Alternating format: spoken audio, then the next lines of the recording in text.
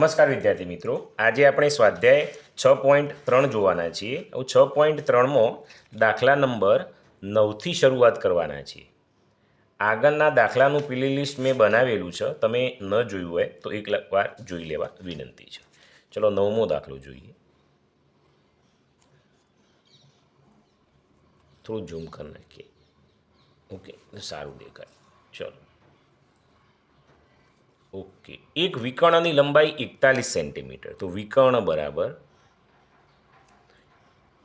41 semi है।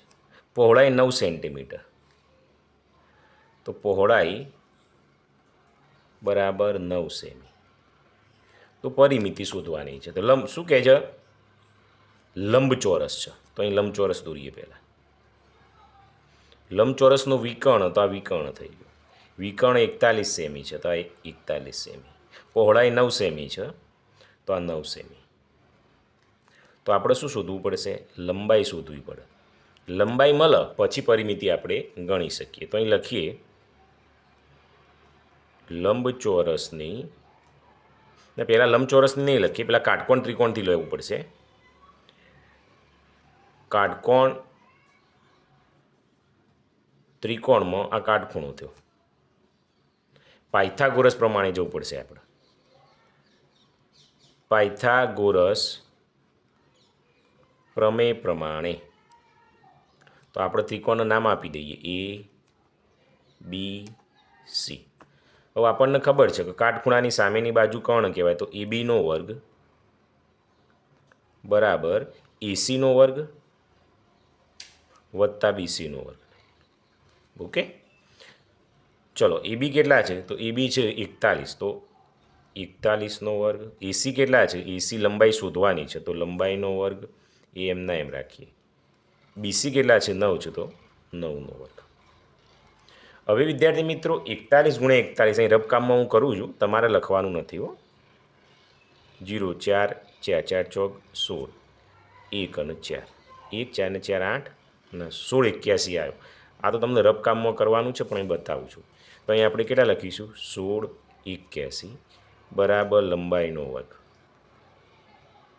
9નો વર્ગ 81, તો આરે આ બાજુ આવશે એટલે બાદ બાકી છે। 16 81 ઓછા 81 બરાબર લંબાઈનો વર્ગ।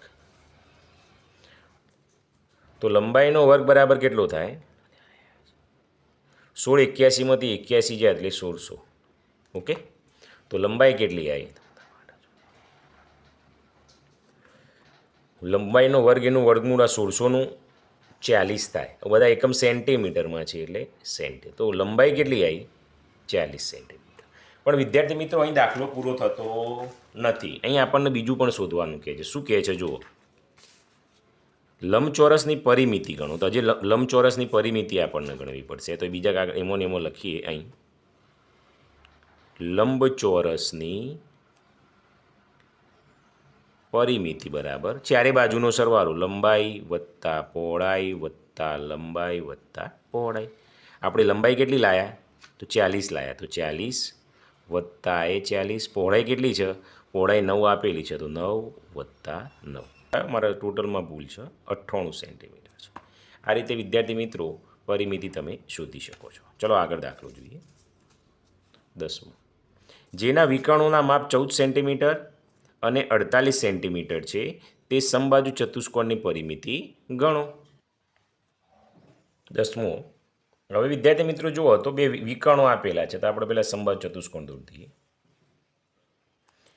હવે આ વિકર્ણ છે અને આ બે વિકર્ણો છે, તો એક 14 સેમી છે એટલે 7 અને 7 બે ભાગ સમબાજુ ચતુષ્કોણ છે। પેલો 48 છે, 48ના અડધા 24 અને 24, तो समबाजु चतुष्कोणनी परिमिति तो विद्यार्थी मित्रों आ काटखूणो थशे अने आ काटखूणो एटले आ शुं थाय? कर्ण। तो ए बी अने आ सी आपणे पायथागोरसनो प्रमेय वापरीशुं। तो अहीं लखीए पायथागोरस प्रमेय प्रमाणे। हवे आ काटखूणो एटले आ कर्ण थाय ए बी नो वर्ग, तो ए बी नो वर्ग बराबर ए सी नो वर्ग वत्ता आ बी सी नो वर्ग बराबर है। ए बी नो वर्ग शोधवानो छे, तो एमने एम ज राखीए। એસી કેટલા છે? એસી એટલે 24નો વર્ગ, બીસી એટલે 7નો વર્ગ. 24નો વર્ગ 576 થાય, 7નો વર્ગ 49 થાય. આ બંનેનો સરવાળો 9 6 15નો પાંચડો વધી 1 7 ને 1 8 9 10 11 12નો બગડો વધી એટલે 625 થાય. હવે એબીનો વર્ગ છે તો એનું વર્ગમૂળ એબી થાય અને 25 આવ્યું. હવે એકમ કયામાં છે? આપણને બધા સેન્ટીમીટરમાં છે. ના સોરી, દસમામાં સેમીમાં છે, તો 25 સેમી થઈ ગયા. ઓકે. હવે વિદ્યાર્થી મિત્રો શું આ 25 આવ્યો પરિમિતિ એટલે ચારે બાજુનો સરવાળો. સમબાજુ ચતુષ્કોણની પરિમિતિ તો અહીંયા આપણે લખીએ સમબાજુ ચતુષ્કોણની પરિમિતિ બરાબર 4 ગુણ્યા બાજુ, 4 ગુણ્યા 25, તો 25 ચોક 100 સેમી આવ્યો. તો વિદ્યાર્થી મિત્રો કેટલો જવાબ આવ્યો? 100 સેન્ટીમીટર 10મા દાખલામાં. આ રીતે તમારે ગણવાનું છે.